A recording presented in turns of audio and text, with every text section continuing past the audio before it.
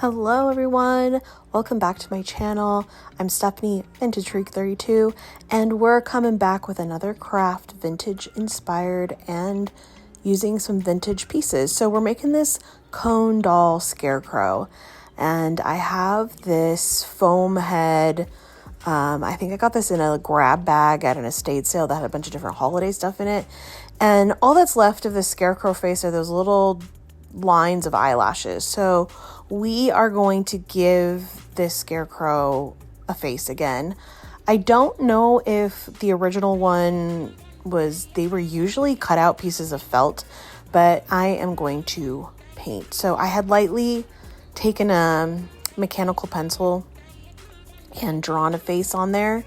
I just freehanded it using like a reference picture. I wanted to do obviously since vintage is my jam, I wanted to do a more classic vintage looking scarecrow face.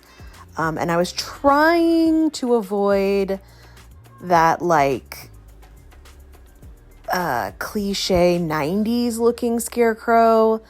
When painting everything in the 90s was very, I don't know how to express it. It's like, if you just know, it was like the drop shadow painting on wood and it was just screamed 90s mom project. I don't know. And no offense to those crafty moms then. They kind of, whatever. There's no shame there. It's just, I don't like that look. That's what I'm trying to say here. I don't like that look. And I wanted a very vintagey looking face. And I was trying not to give it the 90s vibe. And I think I achieved that, but you guys, I'm sure will let me know in the comments below, whether you loved it, hated it, or, want to give me crap because I don't like the 90s, 90s crafting. I'm going to move on now. Anyways, so I have these acrylic pens. I used acrylic paint on this face, and then the acrylic paint, the brush was just, because it's a flocked foam, there's little hairs on it, on the head, and so the brush was kind of dragging on those hairs, and it was just so much repetitive brush strokes that I decided to bust out my acrylic paint markers, and this did help speed up the process, at least for adding the highlights. But you'll see, the foam head soaked up this paint like a sponge, and so some of the details got lost. So they look great right now, and they're really popping, but when it dries, it just soaks in and it kind of loses its vibrancy. So I did have to go over it a couple times, and then I went back over with the black acrylic paint and a brush and just crisped up the lines because it kind of muddled it a little bit. But I did my best with what I could, and then I tried to add some highlights, and then I tried to make sure I was conscious of don't go overboard with too much detail, because it's gonna dry and kind of get muddled anyway. And I felt like the more I added to it, the more it was gonna just kind of become a big blob of a mess. So I pretty much stopped it here. And then the eyes were just not taking that white. So I got my dot tool, and that is exactly what it needed. And then I went with some little white accents of acrylic paint in the brush over all those hash marks to make his face look sewn on.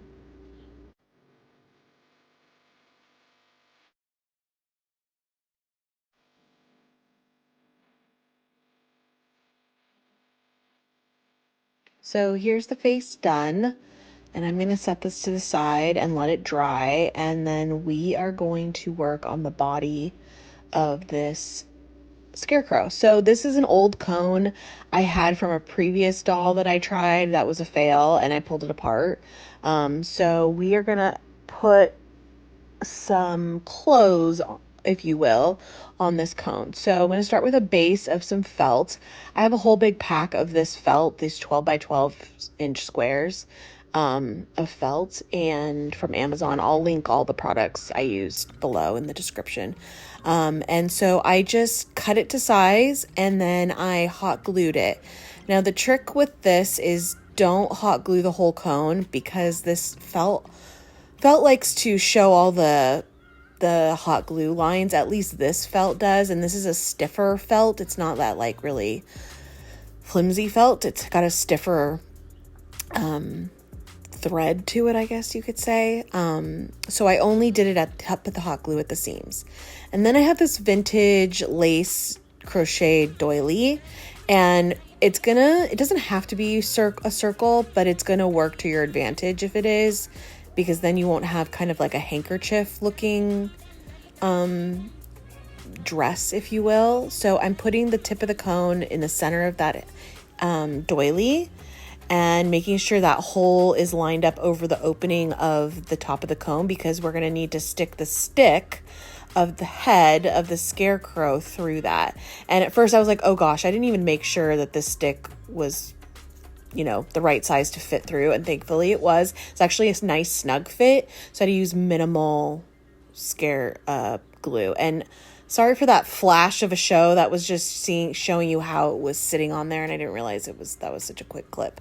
So now I want to kind of accentuate, like the Scarecrow has their hands on their hips, and I'm going to use the doily to kind of create the sleeves and just kind of pinch them like this. This is really difficult to explain. It's just kind of a watch as I do it, but I just I pulled it out, the whole doily out, and then I gathered it in the middle and pinched it and brought it towards where the hips would be, and then I just hot glued that in place.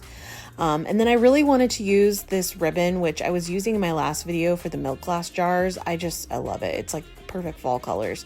So I was gonna do a waistband, and then I decided to make a bow tie out of it. So this is the bow tie I made, and don't worry, I'm going to show you how to make it.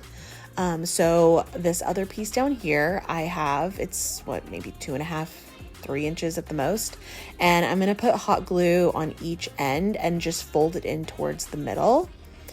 And once that hot glue is set, I'm going to, cut the little thread that's hanging off there. And then I'm going to pinch it in the middle here and then put another little small bead of hot glue in there and hold that together until it's set. And then that's it for the bow. And then I'm going to take some vintage buttons and put that on top before gluing it all onto the Scarecrow right under their chin. So I used, it's kind of like a creamy colored button, and this is not picking up, but it's a more orange toned button on top for some contrast of the layered buttons. So I'm going to pop on his bow tie, collar. That's not really a gendered, it's a Scarecrow. Okay. So this is the chenille that I'm using. I had brought out both these colors, and I liked the contrast of the darker brown. And you may be hearing my wind chimes because, again, it's a really nice day out and I have the windows open. So enjoy the nature background. So I bent the arms around to kind of mimic the same shape that the doily is. And like it would be the sleeves on the arms of these chenille. And I just put the tiniest little beads of glue to just secure the lace to the arms. And then I took some distressing ink and I distressed these little cluster of sunflowers from the Dollar Tree. And I've kind of given them the Scarecrow little boutonniere of a sunflower. And then I do take more of those sunflowers off camera and add them to the top of the hat. And then I wanted to dull down the brightness of the doily. It's not a bright white, but it's like a ivory cream, but I wanted to dinge it up a little bit. And so I'm just taking my distressing ink pad and rubbing it sporadically, very, very lightly, because if you rub hard, it will make it dark brown.